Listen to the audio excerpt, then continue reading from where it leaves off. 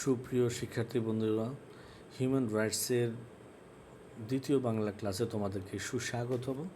আমরা এখন আলোচনা করব মানবাধিকারের চতুর্থ প্রজন্ম।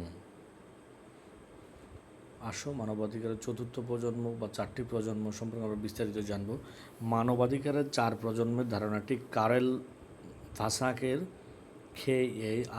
কারেল ভাসাক VASAK ফরাসি বিপ্লবের তিনটি মূল মন্ত্র স্বাধীনতা, ইন্ডিপেন্ডেন্স, সাম্য, ইকুয়ালিটি অ্যান্ড ভ্রাতৃত্ব, ব্রাদারহুডের উপর ভিত্তি করে বিকশিত হয়েছে। সময়ের সাথে সাথে প্রযুক্তিগত এবং সামাজিক বিবর্তনের কারণে চতুর্থ প্রজন্ম যুক্ত হয়েছে। মানবাধিকারের এই চার প্রজন্মের সংক্ষিপ্ত আলোচনা নিম্নে দেওয়া হলো। প্রথম প্রজন্ম হচ্ছে নাগরিক এবং রাজনৈতিক অধিকার বা স্বাধীনতা। 1700 থেকে 1800 শতকে ফরাসি এবং আমেরিকান বিপ্লবের মধ্য দিয়ে এই অধিকারগুলো উৎপত্তি হয়েছে। মূল ধারণা হচ্ছে ব্যক্তি স্বাধীনতা রক্ষা করা, রাষ্ট্র বা সরকারের অযাচিত হস্তক্ষেপ থেকে মুক্ত থাকা। উদাহরণ: জীবন ধারণের অধিকার, মত প্রকাশের স্বাধীনতা, ধর্মীয় স্বাধীনতা, চলাফেরার স্বাধীনতা বা অধিকার এবং ভোটের অধিকার। দ্বিতীয় প্রজন্ম হচ্ছে অর্থনৈতিক এবং সামাজিক সাংস্কৃতিক অধিকার বা সমতা। মূলত শিল্প বিপ্লবের পর থেকে, বিশেষ করে 20 শতকের সমাজতান্ত্রিক এবং কল্যাণকামী বা ওয়েলফেয়ার রাষ্ট্রের ধারণার ফলে এই অধিকারগুলো বিকশিত হয়েছে। মূল ধারণা হচ্ছে সামাজিক ন্যায় বিচার, সমতা, মানুষের মৌলিক চাহিদা পূরণের জন্য রাষ্ট্রের ভূমিকা। উদাহরণ: মানুষের কাজের অধিকার, ন্যায্য মজুরি, স্বাস্থ্যসেবা, শিক্ষার অধিকার, সামাজিক নিরাপত্তা এবং পর্যাপ্ত জীবনযাত্রার মান। তৃতীয় প্রজন্ম হলো সংহতি এবং সমষ্টিগত অধিকার বা ভ্রাতৃত্ব। 20 শতকের দ্বিতীয়ার্ধে, বিশেষ করে দ্বিতীয় বিশ্বযুদ্ধের পর উপনিবেশ বিরোধী আন্দোলনের সময় এই অধিকারগুলো উদ্ভব ঘটে। মূল ধারণা এটি কেবল একক ব্যক্তি নয়, বরং পুরো সমাজ বা জাতির উন্নয়নের উপর জোর দেয়। উদাহরণস্বরূপ: আত্মনিয়ন্ত্রণ অধিকার, পরিবেশ সুরক্ষার অধিকার, অর্থনৈতিক সামাজিক উন্নয়নের অধিকার, প্রাকৃতিক সম্পদের অধিকার। সর্বশেষ রয়েছে চতুর্থ প্রজন্ম, প্রযুক্তি এবং তথ্যগত অধিকার। আধুনিক যুগে তথ্য প্রযুক্তি, জিন প্রযুক্তি বা বায়োএথিক্স এবং বিশ্বায়নের চ্যালেঞ্জ মোকাবেলার জন্য মানবাধিকারের নতুন এই প্রজন্মটি স্বীকৃতি পেতে শুরু করেছে। মূল ধারণা হচ্ছে তথ্য এবং প্রযুক্তির যুগে মানুষের মর্যাদা এবং ব্যক্তিগত গোপনীয়তা রক্ষা করা। উদাহরণ হলো ইন্টারনেটের প্রবেশাধিকার রক্ষা অধিকার, ডিজিটাল গোপনীয়তা, কৃত্রিম বুদ্ধিমত্তা, বায়োটেকনোলজি, জিন গবেষণার অপব্যবহার থেকে সুরক্ষা। সুপ্রিয় বন্ধুরা, পরবর্তী কোশ্চেন হচ্ছে CEDAW-তে নারীদের যেসব অধিকার বর্ণনা করা হয়েছে তার বর্ণনা দাও। 1979 সালে জাতিসংঘের সাধারণ পরিষদে গৃহীত 1979 কিন্তু মনে রাখতে হবে, অর্থাৎ জিয়াউর রহমান মৃত্যু 2 বছর আগে 79 সালে জাতিসংঘের সাধারণ পরিষদে গৃহীত CEDAW হলো নারীদের মানবাধিকার সুরক্ষায় একটি আন্তর্জাতিক সনদ। এটি মূলত নারীদের প্রতি সকল প্রকার বৈষম্য দূর করার লক্ষ্যে প্রণীত একটি আইনগত দলিল, যা নারীর রাজনৈতিক, সামাজিক, অর্থনৈতিক এবং সাংস্কৃতিক অধিকারসমূহ সহ মৌলিক স্বাধীনতা নিশ্চিত করার জন্য কাজ করে। সনদটি বর্ণিত প্রধান অধিকার এবং নির্দেশিকাগুলো নিচে তুলে ধরা হলো। সমতা এবং বৈষম্য বিলোপ 1 থেকে 5, সামাজিক এবং সাংস্কৃতিক অধিকার অনুচ্ছেদ 5 থেকে 6। আবার বলছি, প্রথমে সমতা এবং বৈষম্য বিলোপ অনুচ্ছেদ 1 থেকে 5। এখানে বৈষম্যের সংজ্ঞা দেওয়া হয়েছে, রাষ্ট্রীয় বাধ্যবাধকতা বর্ণনা রয়েছে, বিশেষ পদক্ষেপের কথা বলা আছে। সামাজিক সাংস্কৃতিক অধিকার হচ্ছে অনুচ্ছেদ 5 থেকে 6। মানসিকতা এবং কুসংস্কারের পরিবর্তন করতে বলা হয়েছে। পাচার এবং পতিতাবৃত্তি রোধ করতে বলা হয়েছে। 3 হচ্ছে রাজনৈতিক এবং আন্তর্জাতিক ক্ষেত্রে অংশগ্রহণের অধিকার, 7 এবং 8, অর্থাৎ ভোটাধিকার এবং নেতৃত্ব দেওয়ার অধিকার থাকবে।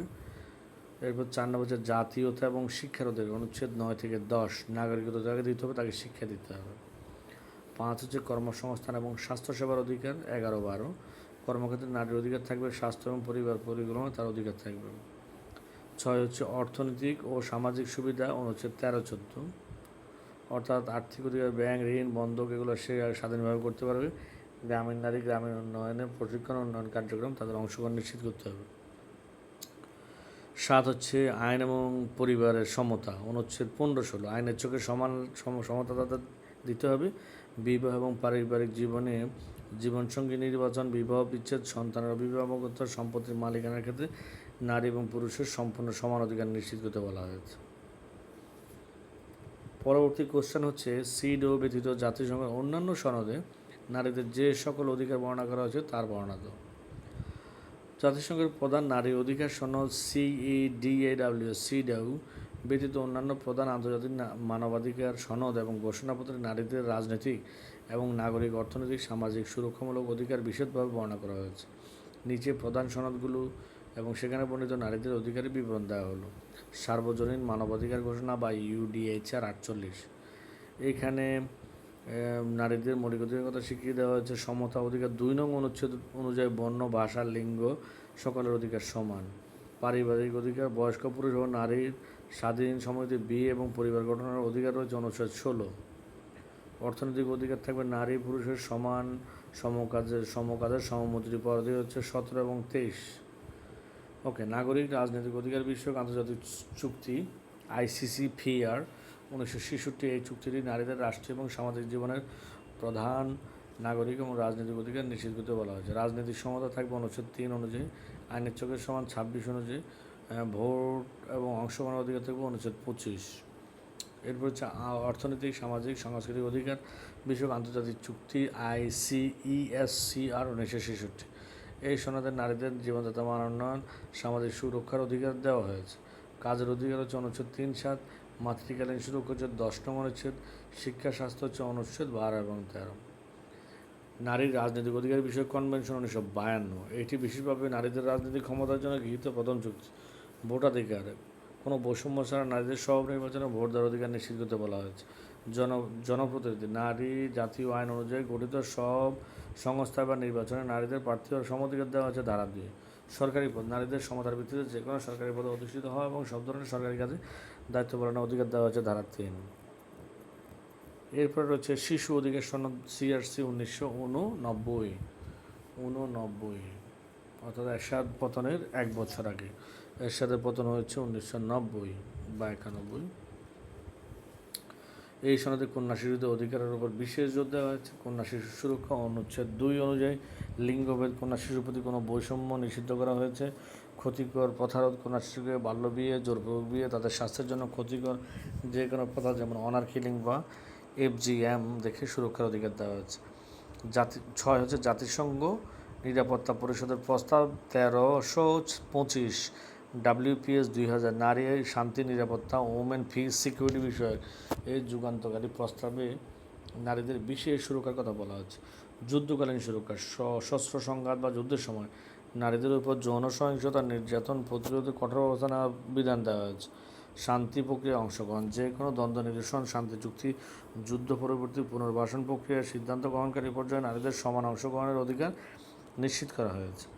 সর্বশেষ রয়েছে বেইজিং ঘোষণা এবং প্ল্যাটফর্ম ফর অ্যাকশন 1995, যদিও এটি সরাসরি আইনি বাধ্যবাধকতামূলক চুক্তি নয়, তবে এটি জাতিসংঘের অধীনে গৃহীত নারী অধিকারের সবচেয়ে বড় বৈশ্বিক রূপরেখা। এতে দারিদ্র্য বিমোচন, শিক্ষা, স্বাস্থ্য, নারীদের বিরুদ্ধে সহিংসতা রোধ, অর্থনৈতিক এবং রাজনৈতিক ক্ষমতায়ন সহ 12টি গুরুত্বপূর্ণ ক্ষেত্রে নারীদের মানবাধিকার প্রতিষ্ঠায় অঙ্গীকার করা হয়েছে। পরবর্তী প্রশ্ন হচ্ছে সিডাব্লিউ এর সীমাবদ্ধতা বর্ণনা করো। সিডাব্লিউতে বাংলাদেশের আপত্তিসমূহ বর্ণনা করো। জাতিসংঘের নারীর প্রতি সকল প্রকার বৈষম্য বিলোপ সনদ সিডাব্লিউ নারী অধিকার সুরক্ষা একটি অন্যতম প্রধান আন্তর্জাতিক দলিল, তবে বিশ্বজুড়ে এর কার্যকারিতার ক্ষেত্রে বিশেষ কিছু নীতিগত সীমাবদ্ধতা রয়েছে। বাংলাদেশে এটি আংশিক আপত্তির সাথে অনুমোদিত হয়েছে। নিচে সিডাব্লিউর সীমাবদ্ধতা এবং এতে বাংলাদেশের বর্তমান আপত্তিগুলোর বিবরণ দেওয়া হলো। সিডাব্লিউর সীমাবদ্ধতা, লিমিটেশন অফ সিডাব্লিউ, এটা বাধ্যবাধকতার অভাব রয়েছে। সংরক্ষণ বা আপত্তির সুযোগ দেওয়া হয়েছে। সনদের 28 নং অনুচ্ছেদ অনুযায়ী স্বাক্ষরকারী রাষ্ট্রগুলোর নিজস্ব সংস্কৃতি, ধর্মীয় আইনের অজুহাতে বিভিন্ন ধারায় সংরক্ষণ বা আপত্তি রিজার্ভেশন রাখার সুযোগ রাখা হয়েছে। দুর্বল তদারকি, শরিক দেশগুলো 4 বছর পর যে অগ্রগতি প্রতিবেদন জমা দেয়, সিডাব্লিউ কমিটি কেবল সেগুলোর উপর ভিত্তি করে মূল্যায়ন বা সুপারিশ প্রদান করে। মাঠ পর্যায়ে বাস্তব চিত্র যাচাইয়ের সরাসরি ব্যবস্থা এখনও সীমিত। ব্যক্তিগত এবং পারিবারিক জ্ঞানে অকার্যকারিতা, জনসমক্ষে রাষ্ট্রীয় ক্ষেত্রে বৈষম্য কমানো গেলেও বিভিন্ন দেশের নিজস্ব পারিবারিক আইন যেমন বিয়ে, বিবাহবিচ্ছেদ, সম্পত্তি উত্তরসূরি ধর্মীয় অনুশীলন দ্বারা নিয়ন্ত্রিত হতে সিডো সেখানে সরাসরি হস্তক্ষেপ করতে পারে না। সিডোতে বাংলাদেশ আপত্তির সময় বাংলাদেশ রিজার্ভেশন টু সিডো বাংলাদেশ 1984 সালের 24 সেপ্টেম্বর সিডো সনদে স্বাক্ষর এবং অনুমোদন করে। শুরুতে বাংলাদেশ 2-13 ক 16-1 গ 16-1 চ। আবার বলছি 2-13 ক 16-1 গ 16-1 চ এই 4টি ধারা আপত্তি জানিয়েছে। পরবর্তীতে 1997 সালে তীব্র আন্দোলনের মুখে 13 ক এবং 16-1 চ ধারা থেকে অব্যাহতি প্রত্যাহার করা হলেও বর্তমানে বাংলাদেশ 2 এবং 16-1 গ ধারা আপত্তি বহাল রয়েছে এবং আপত্তি থাকা বর্তমান দুটি ধারা বিবরণ নিচে দেওয়া হলো। ধারা 2 নারীর প্রতি বৈষম্য নিরসনে আইনগত নীতি ব্যবস্থা মূল ধারা। এ দ্বারা বলা হয়েছে শরীর রাষ্ট্রগুলোর নারীর প্রতি কোনো ধরনের বৈষম্য দূর করতে সংবিধান এবং জাতীয় আইনের সমতা নিশ্চিত করবে। বৈষম্যমূলক সকল প্রচলিত আইন, প্রথা এবং আচার ব্যবহার বাতিল বা সংশোধন করবে। বাংলাদেশ আপত্তির কারণ বাংলাদেশ সরকারের মতে এই ধারা পূর্ণ বাস্তবায়ন দেশের প্রচলিত ধর্মীয় পারিবারিক আইন বা পার্সোনাল ল, বিশেষ করে মুসলিম শরিয়াহ আইন, হিন্দু পারিবারিক আইনের সাথে সাংঘর্ষিক হতে পারে। ধারা 16-1 গ বিয়ে এবং বিয়ে বিচ্ছেদের ক্ষেত্রে সমান অধিকার। এই ধারা বিয়ে বিচ্ছেদের সম অধিকার, নারী পুরুষের সম অধিকার, সম দায়িত্বের কথা নিশ্চিত করতে বলা হয়েছে। বাংলাদেশ আপত্তির কারণ বাংলাদেশে বিয়ে, তালাক, সন্তান সংরক্ষণ, সম্পত্তি অধিকার ধর্মীয় পারিবারিক আইন অনুযায়ী প্রচলিত হয়। যেমন মুসলিম পারিবারিক আইনে উত্তরাধিকার এবং তালাকের ক্ষেত্রে নারী এবং পুরুষের ভিন্ন ভিন্ন নিয়ম রয়েছে। সনাতন হিন্দু আইনে নারীদের বিবাহ বিচ্ছেদ এবং সম্পত্তিতে সমান অধিকারের ক্ষেত্রে সীমাবদ্ধতা রয়েছে। তাই ধর্মীয় অনুভূতি এবং সামাজিক বাস্তবতার কথা বিবেচনা করে সরকার এই ধারায় আপত্তি বহাল রেখেছে।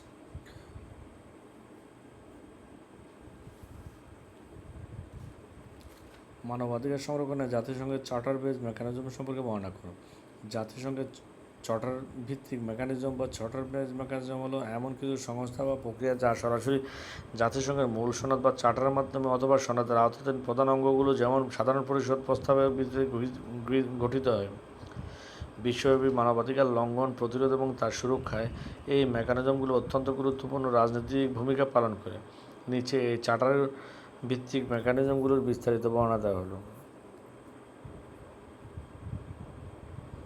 মূল বৈশিষ্ট্যসমূহ সার্বজনীন এখতিয়ার বিশ্বের যে কোনো রাষ্ট্র নির্দিষ্ট মানবাধিকার চুক্তিতে স্বাক্ষর বা অনুমোদন করুক বা না করুক এই মেকানিজম সব দেশের জন্য প্রযোজ্য।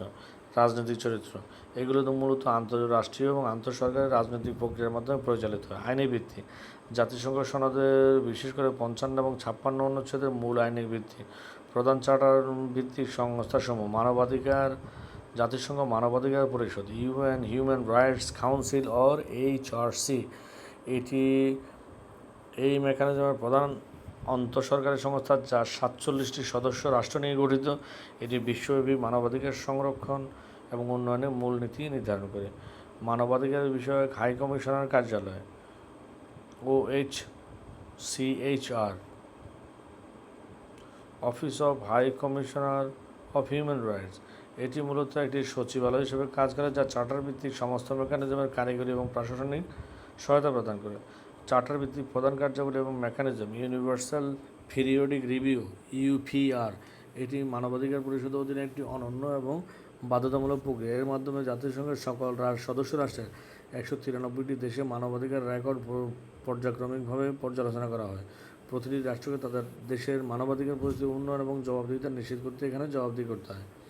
বিশেষ প্রণালী বা স্পেশাল প্রসিজার মানবাধিকার পরিষদে নিযুক্ত স্বাধীন মানবাধিকার বিশেষজ্ঞরা এই দায়িত্ব পালন করেন। এই বিশেষজ্ঞরা কোনো দেশের নির্দিষ্ট পরিস্থিতি কান্ট্রি ম্যান্ডেটস অথবা নির্দিষ্ট কোনো বিষয় বা ডেমেট্রিক ম্যান্ডেটস যেমন নির্যাতন, মত প্রকাশের স্বাধীনতা নিয়ে কাজ করে। তারা দেশের সরজমিনে তদন্ত করতে পারে, প্রতিবেদন জমা দেন এবং সরাসরি সরকারকে সতর্কবার্তা পাঠাতে পারেন। অভিযোগ পদ্ধতি কমপ্লায়েন্ট প্রসিজার এটি পূর্বে 1503 পদ্ধতি 1503 প্রসিজার নামে পরিচিত। এর মাধ্যমে কোনো দেশ বা অঞ্চলে যদি নিয়মতান্ত্রিকভাবে বা ব্যাপকভাবে গুরুতর মানবাধিকার লঙ্ঘনের ঘটনা ঘটে তবে যে কেউ কোনো NGO সরাসরি মানবাধিকার পরিষদে লিখিত অভিযোগ দায়ের করতে পারে। এই প্রক্রিয়া অত্যন্ত গোপনীয়তার সাথে তদন্ত করা হয়। স্বাধীন তদন্ত কমিশন এবং ফ্যাক্ট ফাইন্ডিং কমিশন এর আমরা 4টি জিনিস পাচ্ছি। একটা হচ্ছে ইউনিভার্সাল পিরিয়ডিক রিভিউ UPR, বিশেষ কার্যপ্রণালী বা স্পেশাল প্রসিজার, কমপ্লায়েন্ট প্রসিজার এবং স্বাধীন তদন্ত commission and fact finding commission. কোনো দেশের তীব্র সংকট এবং বা যুদ্ধকালীন পরিস্থিতিতে বড় ধরনের মানবাধিকার লঙ্ঘনের ঘটনা ঘটলে মানবাধিকার পরিষদ বিশেষ তদন্ত কমিটি বা ফ্যাক্ট ফাইন্ডিং কমিশন গঠন করে। উদাহরণস্বরূপ মিয়ানমার বা সিরিয়ায় মানবাধিকার পরিস্থিতি তদন্তে বিশেষ মিশনগুলো এই চার্টার বেস মেকানিজমেরই অংশ। চার্টার বেস এবং ট্রিটি বেস মেকানিজমের পার্থক্য নিম্নরূপ। চার্টার বেস এবং ট্রিটি বেস মেকানিজমের পার্থক্য। বৈশিষ্ট্য: উৎস চার্টার বেস মেকানিজমের উৎস হলো জাতিসংঘের মূল চার্টার বা সনদ থেকে উদ্ভূত। আচ্ছা, চুক্তিভিত্তিক মেকানিজম বা ট্রিটি বেস মেকানিজম হচ্ছে নির্দিষ্ট আন্তর্জাতিক মানবাধিকার চুক্তি, যেমন ICCPR, CEW থেকে তৈরি, অর্থাৎ বিভিন্ন কভেনেন্ট এবং ট্রিটির উপর বিভিন্ন কমিটির ভিত্তিতে প্রয়োগযোগ্যতা। চার্টার বেস জাতিসংঘের সকল সদস্য রাষ্ট্রের জন্য প্রযোজ্য। ট্রিটি বেস শুধুমাত্র চুক্তিতে স্বাক্ষরকারী বা অনুমোদনকারী রাষ্ট্রের জন্য প্রযোজ্য। গঠন: চার্টার বেস রাষ্ট্রসমূহের রাজনৈতিক প্রতিনিধি এবং স্বাধীন বিশেষজ্ঞের সমন্বয়ে গঠিত। ট্রিটি বেস হচ্ছে সম্পূর্ণ স্বাধীন বিশেষজ্ঞদের নিয়ে গঠিত কমিটি। এর মধ্যে তাহলে আমরা গুরুত্বপূর্ণ পাচ্ছি human rights charter UDHR 1948, ICCPR 1966, ICSCR 1966, promoting human rights through the UN, promoting and protecting human rights. Charter base প্রসিজারের ক্ষেত্রে হচ্ছে UNHRC, ইকোসক, OHCHR, ICJ, security council, secretariat, HCHR। আমাদের পরবর্তী কোশ্চেন হচ্ছে treaty base mechanism for the protection of human rights by UN। তো এখানে ট্রিটি আমরা অলরেডি বুঝতে পেরেছি, ট্রিটি যে সকল রাষ্ট্র স্বাক্ষর করে সেই ক্ষেত্রে মেকানিজম জাতিসংঘের কতগুলো কমিটি রয়েছে, সেই কমিটির দেখভাল করে 10টা কমিটি আমরা দেখতে পাচ্ছি। একটা হচ্ছে human rights commission. Human rights commission যে কাজ করে সেটা হচ্ছে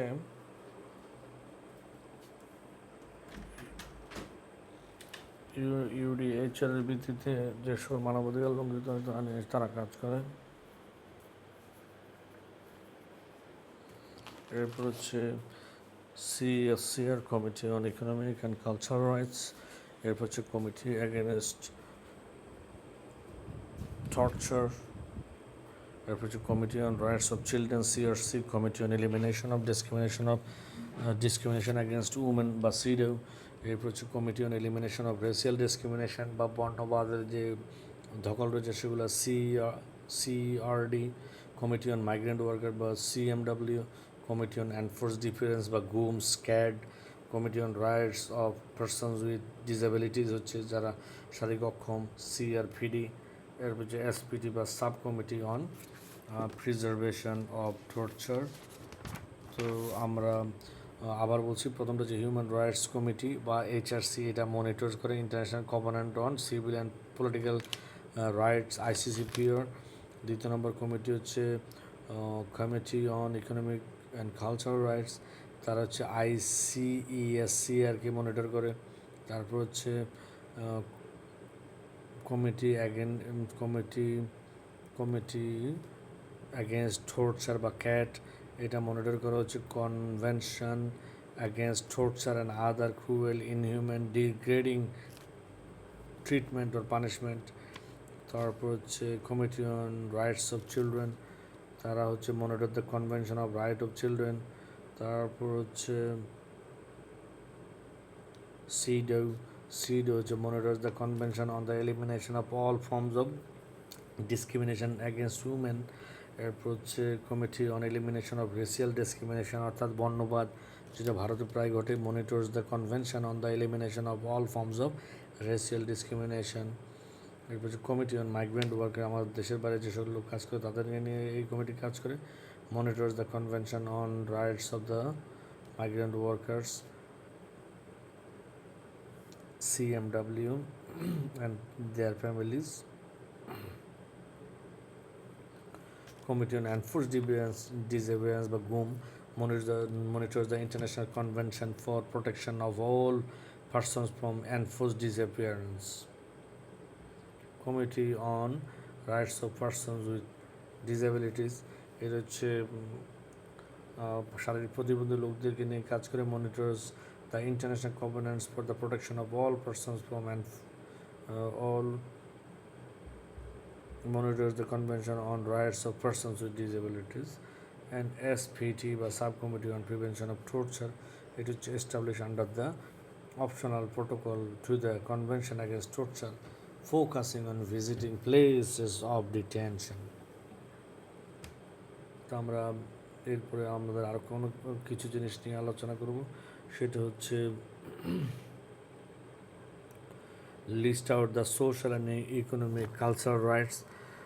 এই ক্ষেত্রে আমাদের আলোচ্য বিষয় হচ্ছে the international covenant on economic social and cultural rights বা ICSCR is a landmark multilateral treaty adopted by the UN General Assembly in 1966 that legally commits its state parties to work toward granting fundamental economic, social and cultural rights to all individuals.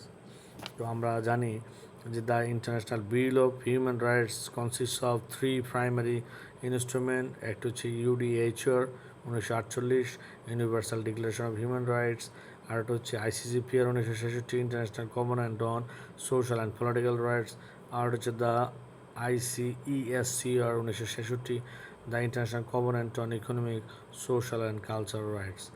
এখানে economic right হচ্ছে right to work, just and favorable working condition, trade union rights, social security, social rights, adequate standard of living, health, education, protection of family, cultural rights of participate in cultural life, benefits of science, intellectual property. Economic অধিকার হচ্ছে কাজের অধিকার, ন্যায্য মজুরির অধিকার, সামাজিক নিরাপত্তার অধিকার, সম্পত্তি অর্জন অধিকার, সমিতি গঠনের অধিকার, জীবন তথা মানোন্নয়নের অধিকার, বিশ্রাম এবং অবকাশ যাপনের অধিকার। What are the rights to be fulfilled by immediately by the states? রাষ্ট্রগুলো তাৎক্ষণিকভাবে কোন কোন অধিকারগুলো পালন করা উচিত?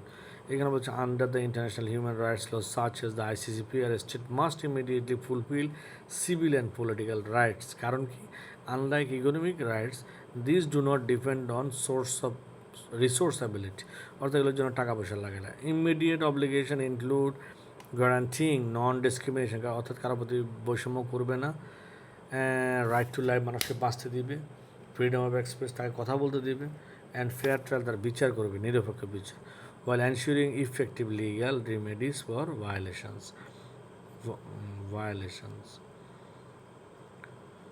The states are bound to following immediate non-deferrable obligation regarding these rights, civil and political rights. এটা হচ্ছে মূলত international covenant on civil and political rights, ICCPR বলছে প্রোটেকশন অফ লাইফ, জীবনদানের অধিকার তাকে দিবেন, prohibition of torture and slavery, তাকে নির্যাতন করবেন না, তাকে দাস বানাবেন না, এবং লিবার্টি অ্যান্ড সিকিউরিটি পার্সন, তাকে স্বাধীনতা দিবেন, তাকে নিরাপত্তা দিবেন, due process and fair trial, তাকে ন্যায় বিচার দিবেন, freedom of expression and religion, তাকে মত প্রকাশ করতে দিবেন এবং ধর্ম পালনের অধিকার দিবেন।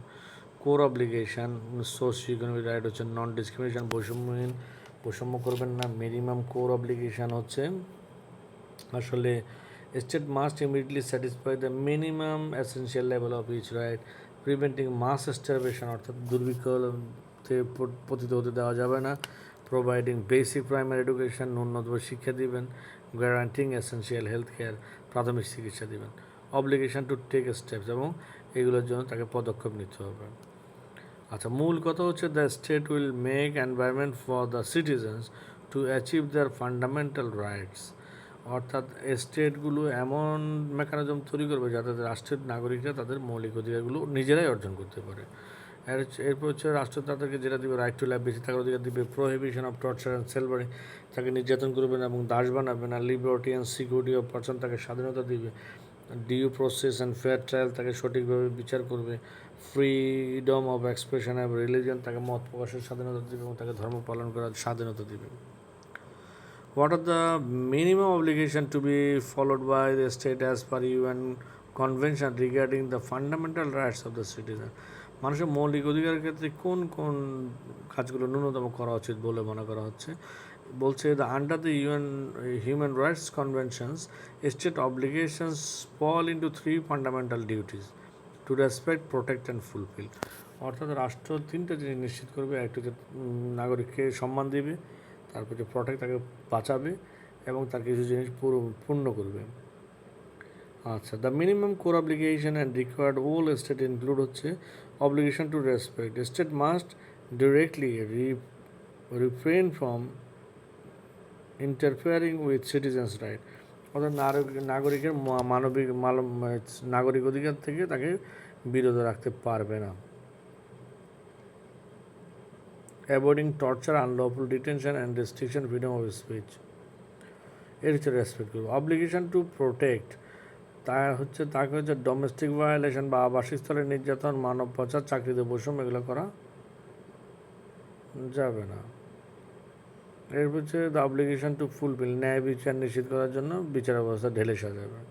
Immediate implementation and non derogability, essential level of fundamental rights, the minimum core content which are such as freedom from discrimination, the right to fair trial, baseline access to food and primary health care, ন্যূনতম খাবার দেবে যদি দুর্ভিক্ষ লাগে যাতে সেই খাবার না খেয়ে মারা না যায়, অ্যান্ড প্রাইমারি হেলথ কেয়ার বা প্রাথমিক চিকিৎসা দেওয়ার অ্যাভেলেবিলিটি তৈরি করবে।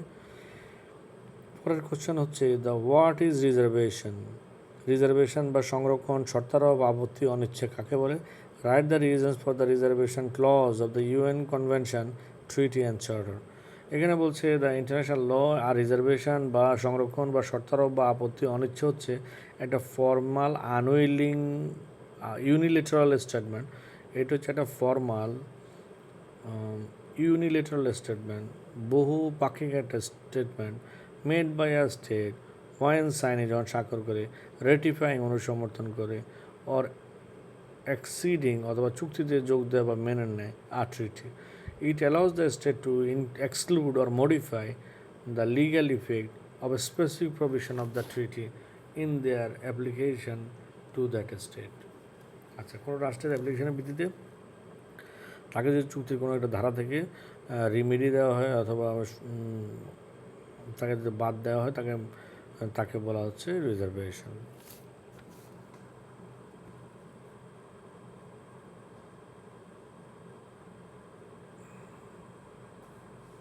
আচ্ছা,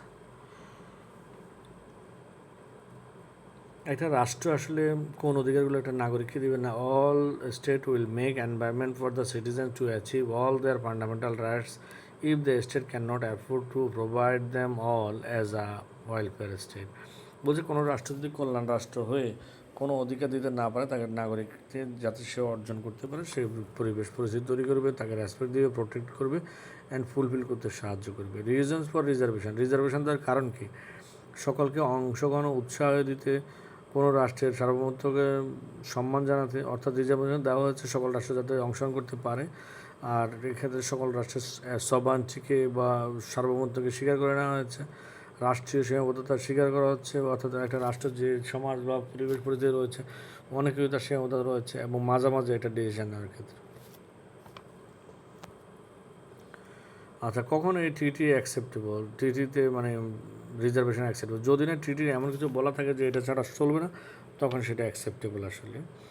আচ্ছা, এই ক্ষেত্রে আসলে যেটা আইন রয়েছে সেটা হচ্ছে the Vienna convention on the law of treaties, অর্থাৎ ট্রিটিতে কী হবে একটা ভিয়েনা কনভেনশন আছে সেটার উপর ভিত্তি করেই আসলে সেটার বর্ণনা অনুযায়ী ট্রিটিগুলোতে রিজার্ভেশন দেওয়া যায়।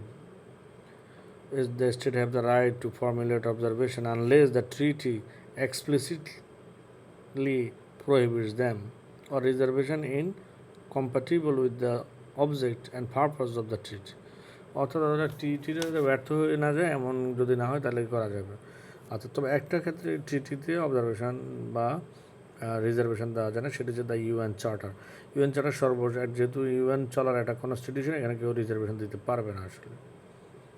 Explain when condition of reservation UN articles. আচ্ছা, এখানে গুরুত্বপূর্ণ কথা হচ্ছে আমরা জানি sovereign declare under the international laws such as the Vienna Convention on the Law of the Treaties, a state is allowed to formulate observation when signing on ratifying a treaty.